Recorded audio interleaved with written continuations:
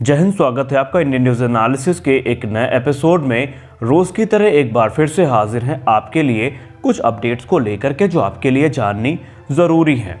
हर वक्त चीन की जी हजूरी करने वाले पाकिस्तान को ड्रैगन हमेशा बेवकूफ़ बनाता रहता है, लेकिन आतंक के आका को कुछ भी समझ में नहीं आता।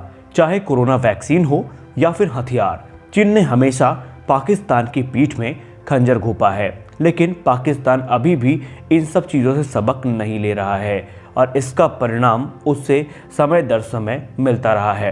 जिस JF-17 के दम पर पाकिस्तान कूदता है, दरअसल वह चीन के द्वारा सोना बता करके बेचा गया एक तरीके का लोहा है और अब पाकिस्तान के लिए यही लोहा एक जी का जंजाल बन चुका है।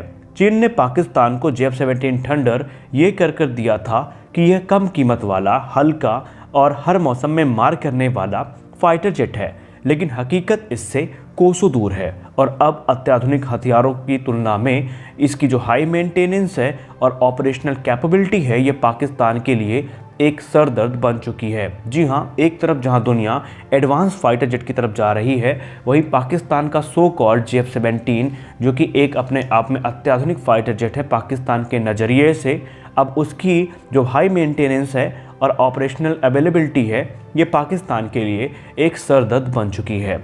दरअसल साल 1999 में पाकिस्तान और चीन ने साथ मिलकर JF-17 थंडर बनाने के लिए एक संयुक्त करार किया था। उस वक्त ये भी तय किया गया था कि इसे बनाने में जितने भी पैसे लगेंगे वो दोनों देश आपस में साझा करेंगे। पाकिस्तान उस समय ये मानता था कि JF-17 भारत के Su-30 MKI, MiG-29 और मिराज 2000 के बराबर होगा। पाकिस्तान को लगा था कि उसके JF-17 थंडर लड़ाकू विमान में पश्चिमी एवियोनिक का इस्तेमाल किया जाएगा और उसको पावर देंगे रशिया के क्लिमोव RD-93 इंजन्स और ये एक काफ़ी पावरफुल एयरक्राफ्ट बन के सामने आएगा। लेकिन पाकिस्तान का ऐसा सोचना ज़्यादा दिन तक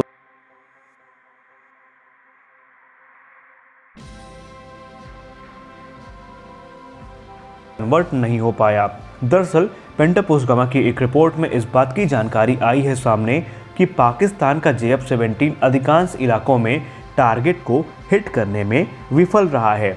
रिपोर्ट में कहा गया कि आधुनिक हथियार सिस्टम की तुलना में JF-17 उस क्वालिटी का नहीं है और पाकिस्तान को इससे कई बार धोखे ही मिले हैं। 27 फरवरी 2019 को जब भारतीय वायुसेना ने बालाकोट डिस्ट्रिक्ट में स्थित जैश ए मोहम्मद के आतंकी ठिकानों को तबाह किया, तो उसके जवाबी कार्रवाई में पाकिस्तान ने JF-17 को भेजा था, लेकिन मिराज 2000 और Su-30 MKI के सामने वो पूरी तरीके से बौना साबित हुआ था। उस दिन भी पाकिस्तान का सबसे अच्छा माना जाने वाला हथियार यानी JF-17 ने उसका साथ नहीं दिया था। पेंटापोस्टगामा की रिपोर्ट में कहा गया कि चीन का JF-17 F-16 के तुलना में भी थोड़ा गया गुजरा है। JF-17 थंडर में ना तो effective beyond visual range combat capability है, ना ही एयरबॉर्न इंटरसेप्शन रेडार है। दरअसल इसमें पर्याप्त डेटा ट्रांसफ़र रेट भी नहीं है और इसकी क्षमता भी आज के हथियारों की तुलना में बेहतर नहीं है। F-16 के बाद JF-17 पाकिस्तानी वायुसेना का सबसे बेहतर लड़ाकू विमान होने का दावा किया गया है। यानी इसको लेकर के दावा ये किया जाता है कि F-16 के बाद जो JF-17 है, यही पाकिस्तानी वायुसेना का सबसे अच्छा एयरक्राफ्ट है, लेकिन खराब सटीकता और कम हथियार ले जाने की क्षमता ने पाकिस्तान का पारा हाई कर दिया। 27 फरवरी 2019 को जब JF-17 की विफलता को पूरी दुनिया ने देखा कि कैसे भारत के लड़ाकू विमान पाकिस्तान में घुसे, उनके टारगेट को तबाह किए और लौट आए और पाकिस्तान का JF-17 उनका कुछ नहीं कर पाया।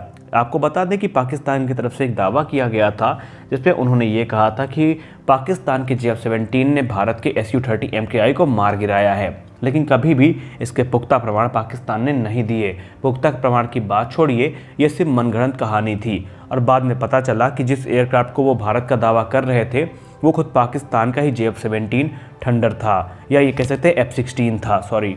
एक रिपोर्ट के मुताबिक पाकिस्तानी फाइटर जेट JF-17 विमान में KLS-7 अल रेडार और वेपन मिशन मैनेजमेंट सिस्टम लगा हुआ है, मगर दोनों में कई सारे दिक्कतें भी हैं। एक और जहां KLS-7 रेडार का डिग्रेडेड बिहेवियर शो करता है, वहीं दूसरी ओर जो वेपन मैनेजमेंट सिस्टम है वो भी पूरी तरीके से लिमिटेड कैपेबिलिटी के साथ आता है, क्योंकि इसमें जो इंजन इस्तेमाल किया गया है वो उसकी एक कमज़ोर कड़ी है। कहा जाता है कि जो RD-93 इंजन है वो अपनी ख़राब सर्विस के लिए जाना जाता है और चीन ने सिर्फ इसी एयरक्राफ्ट में इन इंजन का इस्तेमाल किया है। हालांकि चीन ने अपनी मार्केट को और एक्सपेंड करने के लिए पाकिस्तान को अपने जो J-10 फाइटर जेट्स की एक फ़्लीट है उसका ऑफ़र किया है, लेकिन पाकिस्तान ने अभी JF-17 का जो जंजाल है इससे पार नहीं पाया है। अब बहुत सारे पाकिस्तानी व्यूवर्स होंगे जो हमारे इस रिपोर्ट को काउंटर करेंगे। दरअसल ये हमारी रिपोर्ट नहीं है, ये पेंटापोस्टगोमा की एक रिपोर्ट है जिसमें इस बात का दावा किया गया है। आपको बता दें, पहली मर्तबा नहीं है ये जब JF-17 की कैपेबिलिटी पर किसी ने सवाल उठाए हों। आपको पता होगा एक बार खुद इंटरनेशनल मीडिया की रिपोर्ट में ये आया था कि पाकिस्तान के तकरीबन 40% से ज़्यादा जो फ्लीट है वो ग्राउंडेड है, क्योंकि इनके फ्यूजलाज में कुछ डैमेज देखे गए हैं और वो डैमेज इतने ज़्यादा हैं कि उनको रिपेयर करने में बहुत ज़्यादा पैसा और समय लगने वाला है। तो कभी कभी आपको ये भी सुनने में आया होगा कि JF-17 में कुछ टेक्निकल ग्लिचेस देखने को मिली हैं, और इस दावे को पुख्ता तब किया गया जब पाकिस्तान के वायुसेना प्रमुख ने पूर्व वायुसेना प्रमुख ने हाल ही में अपनी एक प्रेस कॉन्फ्रेंस में इस बात का जिक्र किया कि पाकिस्तान का JF-17 अकेले उड़ान भरने में सक्षम नहीं है। यानी कि उन्होंने एक प्रेस कॉन्फ्रेंस में एक सवाल का उत्तर देते हुए ये कहा, जहां पर उनसे ये पूछा गया था कि राफेल के सामने आप JF-17 को कहां देखते हैं, तो इसके जवाब में उन्होंने ये कहा था कि सिंगल JF-17 के बस के बाहर की बात है कि वो राफेल जैसे आधुनिक विमान को इंटरसेप्ट कर सके। दरअसल उन्होंने ये भी कहा कि जब बालाकोट एयर स्ट्राइक के बाद से पाकिस्तान ने जवाबी कार्रवाई करने की कोशिश की थी तो उनको सख्त हिदायत दी गई थी कि वो भारत के मिराज जहाज़ों से दूर रहें, क्योंकि उनको पता था कि मिराज में जो मीका मिसाइल लगी है, अगर उसके जद में ये एयरक्राफ्ट आता है तो इसके लिए बहुत सारी दिक्कतों का सामना इसको करना पड़ेगा।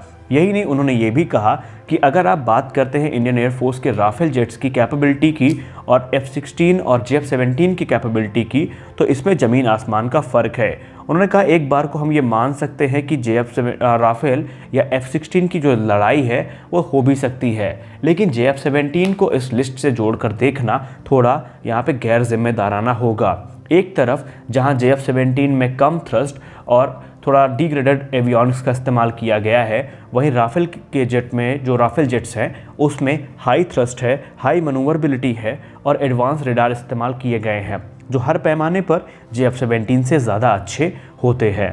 तो यहाँ पर इस रिपोर्ट में भी यही चीज़ कही गई इनडायरेक्टली कि पाकिस्तान की जो कमज़ोर कड़ी है JF-17 में वो उसके इंजन हैं और उसके डिग्रेडेड एवियनिक्स हैं। हालांकि चीन ने एक और चूरन अभी पाकिस्तान को बेचा है और वो चूरन है JF-17 ब्लॉक 3 के नाम का, जहाँ पर दावे तो बहुत बड़े बड़े किए गए हैं, लेकिन फ्यूजलाज में किसी प्रकार के कोई चेंजेस नहीं हैं, इंजन में किसी प्रकार के कोई चेंजेस नहीं हैं, बस चेंजेस जो हुए हैं उसके एवियनिक्स और उसके वेपन पैकेज में किए गए हैं। तो यहीं से आप अंदाज़ा लगा सकते हैं कि JF-17 ब्लॉक 3 भी किस तरह का एयरक्राफ्ट होने वाला है। तो फिलहाल के वीडियो में बस इतना ही, मिलते हैं अपने अगले वीडियो में, तब तक के लिए जय हिंद।